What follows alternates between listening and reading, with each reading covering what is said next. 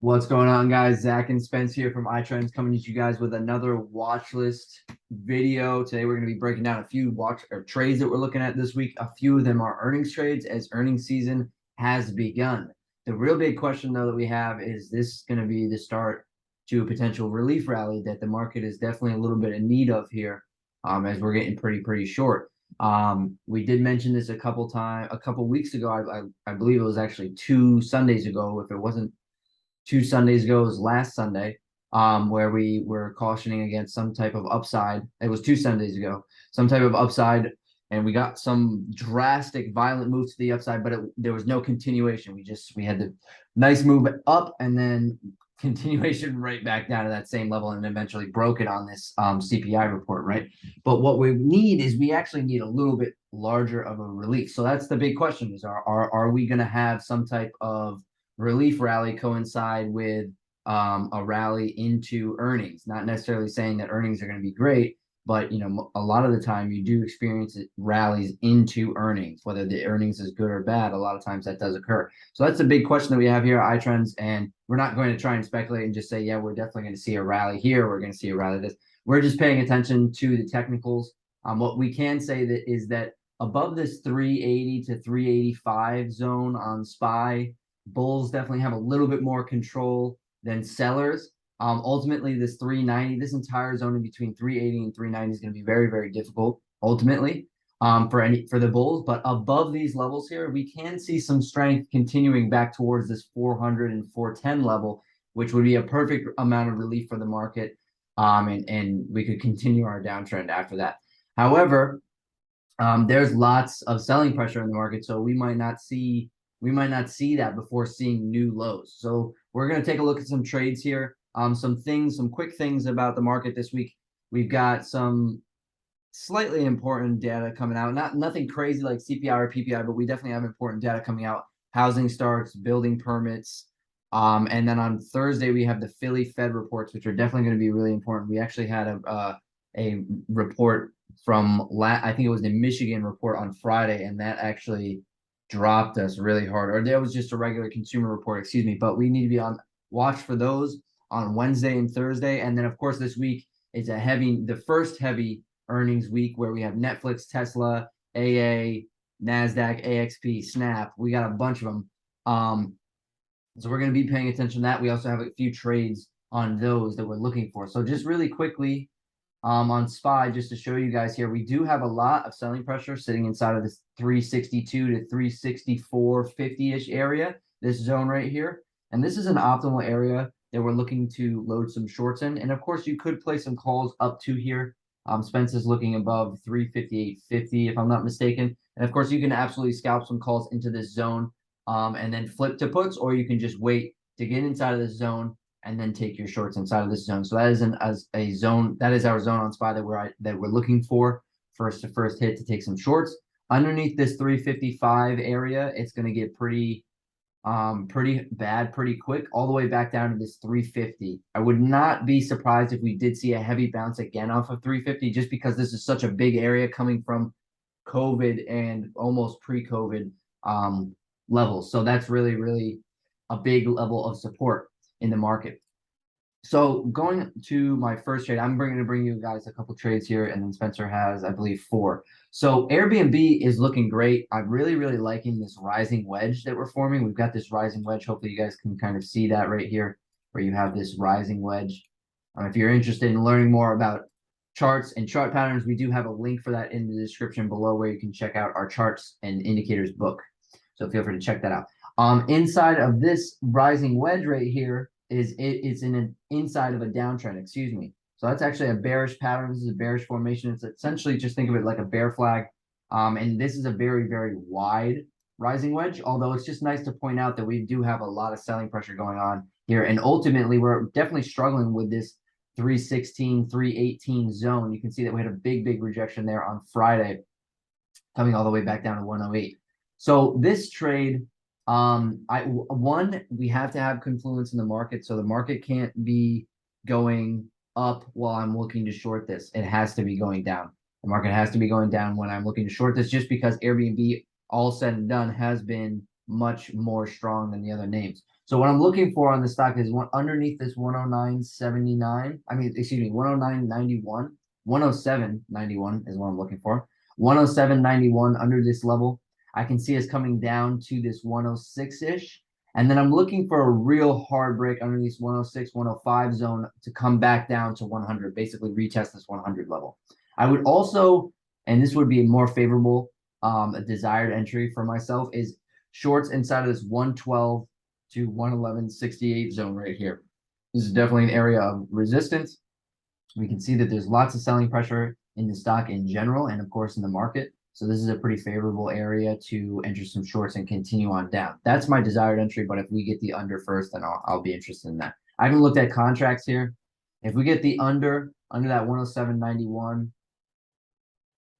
probably look at these 105s. Going to be a little bit more pricey than this at that point, maybe around 240-ish, 230. Or I'd be sticking with these 104s. I wouldn't want to go too far out, but I just want to keep the contracts in the range that I like them here.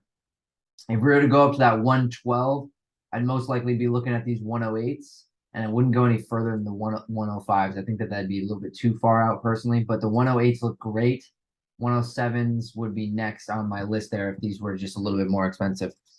So the next trade that I'm going to take you guys to here is actually PayPal. So on last Sunday, we had looked at this stock and said underneath this 90 level, it's going back down to this 85 and then to 83. Well, it did both that entire move in one day and actually did a lot of it overnight. Unfortunately, we did not get to catch this move, which is definitely unfortunate, but that's okay. We're back in the stock, or back looking at the stock, and it's definitely ready for more downside. You can see that we're basically forming this bear flag here. Looks like we're destined for 75. Underneath this 79.19, I do like shorts, but my desired entry would be a retrace into this 82-ish zone and then entering shorts inside of that area, as that would be much more favorable, and then taking it back down to 75. So if we do have that retrace, I'd probably be looking at these 80 puts. If we take that under level, I'd probably look towards the 75s. I do really love the volume on the 75s. I also like that they're cheap. So you're taking that under level. You're getting fairly close to being oversold here on the hourly, which a lot of times will signal bounces, not big bounces, but just some bounce in the stock.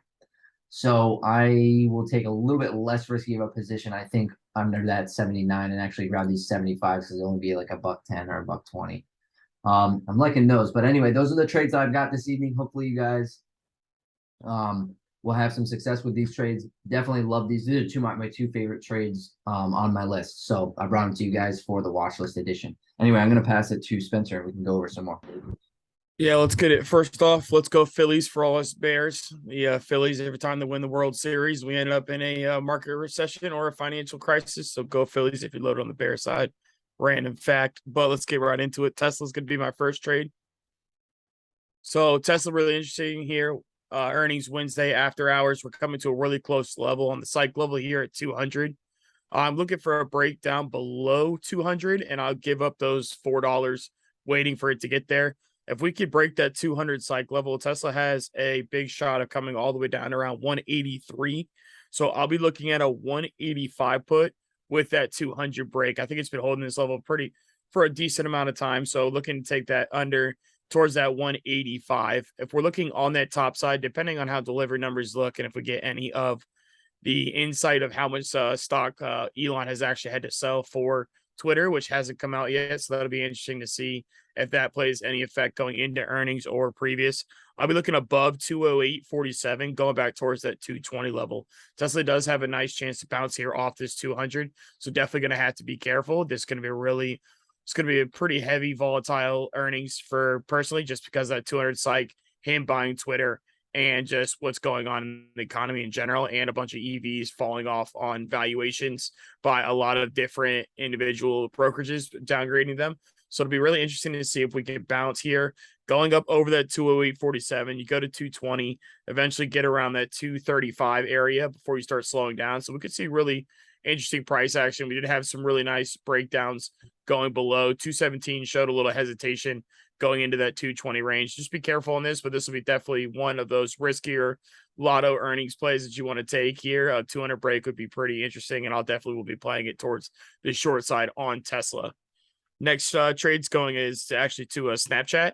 Snapchat had a really interesting earnings last and actually beat and actually had a really nice pop. Recently, it has been teared down all the way down towards this $9 level. We'll be playing this pretty close to the money and tight ranges. So over 10.10, I'll be looking at a 10.50 call going towards that top side. Under 9.95, which I know we currently are pretty much there, I'll be looking at a 9.50, but I will be playing this really close. You have to be careful with Snapchat contracts because they do lose value quite. They kind of play like banks. If you're not close on that 50-cent level or right at it, they do lose value rather quickly. So just be careful, but this is one I'll be watching. My other play that looks extremely weak is Hasbro, which Hasbro toy company, one of the largest in the area. I'll be looking for Hasbro breaking down under 65.48, going to a 60 put, which is a little far stretched when it comes to those puts. You can get into a 62.5. Just they were loading these 60 puts on Friday, so I'll be interested to see how the flow happens there. But this is a pretty low level here for Hasbro. Going to be breaking down under that. Could see in the mid 50s for that stock. Other than that, going to bounce on the upside, 68.17.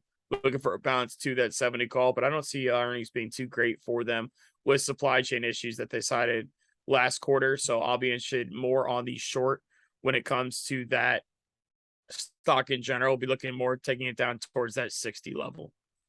Another trade I want to bring to you guys is LVS. We've been trading this pretty heavy the last few weeks. We did finally get our 40 break going down into this $35 range before we end up settling out around that 34.47. I'll be looking under 34.62 to take a 33 put weekly just to see a further breakdown on earnings with how Macau did and some of their other properties. Just looking in that casino market altogether, the gambling expo last week didn't show too much promise in my personal opinion. So I'll be looking for a breakdown under 34.62. But if we do get a rush going towards that 36.5, may take some cheap 40 calls just for a lot of going back the other way. But we'll be watching this stock in particular to see if it can recover. If not, look for a further breakdown before ending up around that $29 area.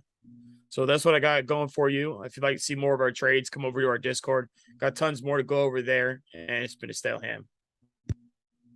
Thank you guys so much. Hopefully you guys got a lot of value out of this. Again, we say this every single time. We do host these market prep sessions much more in depth where we actually spend about an hour to an hour and a half with everybody in the Discord every Wednesday and Sunday at 9 p.m. Eastern. It's for free. 95 or 90 to 95% of the classes are open to everybody. There is only a few times here and there where we lock it to just the premium members only. So feel free to check that out in the link in the description. Of course, if you like this video, please drop us a like and a subscription. Really, really helps. And we will see you in the next one. Have a good trading week. We'll catch you.